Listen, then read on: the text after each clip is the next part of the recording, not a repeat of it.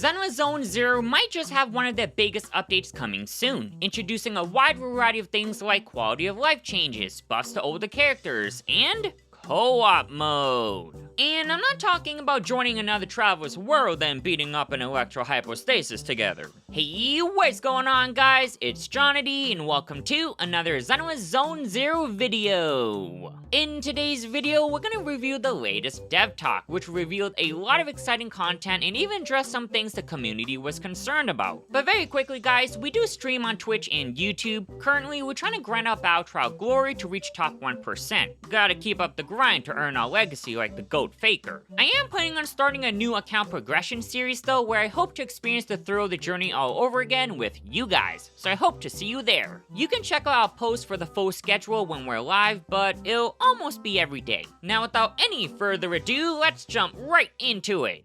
The first thing they addressed was the main story. In that version 2.4, it'll be cleaned up with clearer plot, better introductions to new characters, while also not leaving old ones behind, which is reassuring. For me, I thought they nailed it when Obo Squad first appeared in Wi-Fi Peninsula, bringing in old friends like Soldier 11 and Trigger while introducing new ones in Seed, Orphe, and Magus. So hopefully we get more of this type of setup. At the start of Season 2, Fairy had been suspiciously pretty quiet, so they're gonna try to get her more involved and put more focus on the AI plotline. New shops are going to be introduced, which they confirmed a couple like 404 Era Livehouse, Antique Shop Bouillon, and even the Hot Pot restaurant as well. Finally! These are locations we've encountered before, but we'll have to wait to see how these shops will function. For example, I wonder if it'll be like an expansion where we get to walk in similar to Gravity Cinema, or if it'll just open up a shop like 141. On top of this, in version 2.5, there's gonna be a lot of focus on making exploration more interactive, so hopefully, the open world will be more immersive with these new additions. The next thing they mentioned was having diverse game modes, where they want to refine and redefine certain content. In the image, you can actually see the latest picture event, Snap Shining Strike. How do I know this is the same event? Because literally the same agent, same boss, same attack animation. Only difference is that I actually used the correct filter. Looks like this neat feature of taking pictures during combat might be coming as a perm addition for a better experience. Hollow Zero is also getting a massive upgrade. Bless! Honestly, Hollow Zero is like the Hollow that started it all, but the way we venture into it and stuff just feels pretty ordinary. I hope with this upgrade, they do something more epic for the Hollow that destroyed the old capital. I think it would be pretty cool if we can physically walk in the Hollow. That would be sick.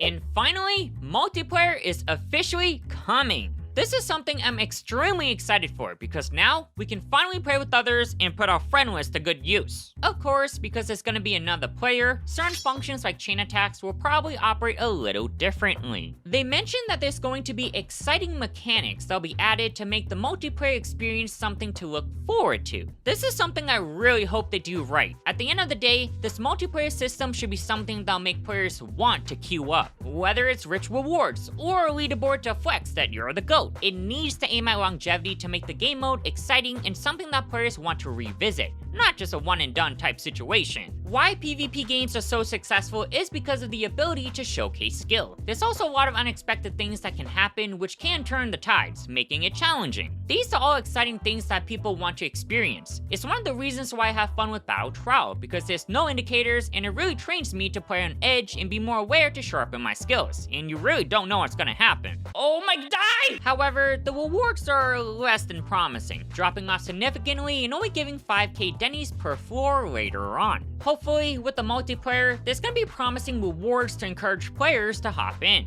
I'm putting a lot of emphasis on this section because I really want this multiplayer to succeed. Something that Hoyo has recently started doing across multiple games is buffing up older characters. This is actually one of my biggest requests because for so many of us, we have favorite characters, but for older agents, it sucks to be power crept and almost unplayable. You guys know that Soldier 11 is one of my favorite characters, but I rarely get to utilize her for more endgame content just because of the HP inflation of the game. I think character rebalancing is super exciting because it brings a fresh new experience again. Going back to my PvP games example, level. It's one of the reasons why these games do so well, because there are always balance changes to shake up the meta, which can either excite the players or make them dread it. The awesome part is that if you don't like the changes, Zenless does offer a system where you can turn off said changes, so it's a win-win situation. I'm really glad Hoyo is taking this approach. I know they don't generally like to buff old characters because it could hurt their sales, but I do generally think it's healthier for the game. Again, everyone has their favorites. We don't want to just pull for the meta, but instead, play with agents we enjoy. By buffing older agents, the gap gets reduced and makes everyone more viable, which creates a funner team building experience rather than, do you got Fine on? You have Castorus? Good, GG win. And lastly, there's gonna be some quality of life changes for both new and veteran players, helping new players progress faster and making things more convenient for veteran players with features like a drive disc substat selector. This will be useful for finalizing your agent's builds. Now, there is a mention of a in-combat damage compilation, which I imagine is probably a DPS chart. If so, this is gonna be very useful because when testing builds, there isn't really an optimal way to gauge it. With the DPS chart, you can see the impact of a build on your overall rotation, not just comparing individual numbers. And that pretty much wraps up the dev talk. There's a lot of exciting things coming in version 2.5 that's gonna change Zenless similar to version 1.4. It's kind of funny because Ye Shengguang is expected to be a Void Hunter, and if she does come on version 2.5, then every time a Void Hunter gets released, it's basically a soft relaunch update. Let me know what you guys think about the dev talk and what you're excited for. For me, it's the buffs to old agents since I love Soldier 11 and the new multiplayer game mode. Hopefully, we'll get more official info on that soon.